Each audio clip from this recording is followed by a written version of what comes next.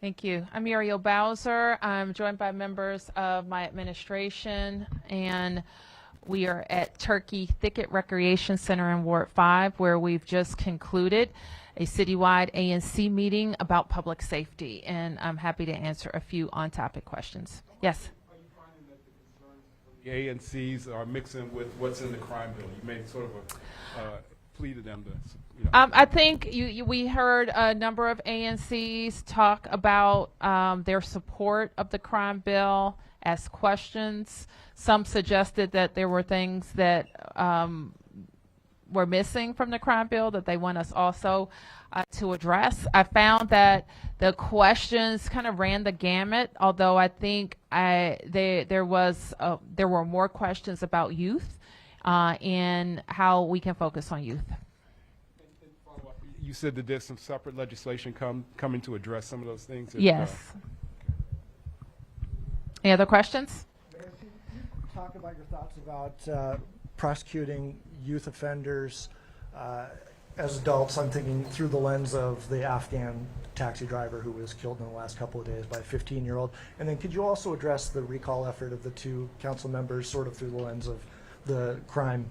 Well, I don't have anything to say about that. I will say that we work hand in hand with our prosecutors. As you know, those decisions in the district are made by the United States Attorney, and each case is different.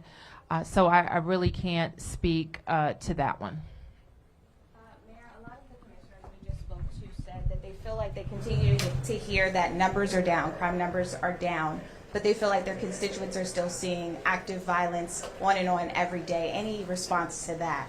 That's true. What we're saying is that we have seen with the first 2 months of the year compared to the first 2 months of last year, we have seen a significant decrease in crime, although we need to see significantly more decreases in crime.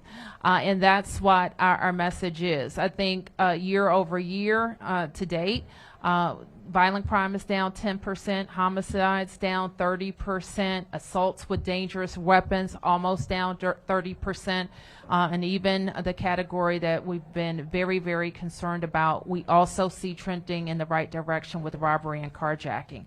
We began to see, and I want to emphasize this point, some trending in the right direction after the Safer, Stronger 2.0 emergency was passed last summer, and we heard in our discussion about how we reset our ecosystem. A lot of people per that emergency who are violent offenders and were charged with a violent crime are now being held waiting their trial. And we have seen the number of shootings go down in our city. Any other questions? What would be the one thing out of all of this, all the things you talked about in there today about juvenile arrests, plummeting, or juveniles being held, carjackings, what's the number one tool that you want, that you, Chief Smith, want out of the crime bill that, you know, if you could snap your fingers today, that you would get? There isn't one thing. That's the point of today, that I want you to take. I'm answering your question. There isn't one thing. We spent like 20 minutes talking about how the public safety ecosystem has changed over 10 years and how we have to reset it.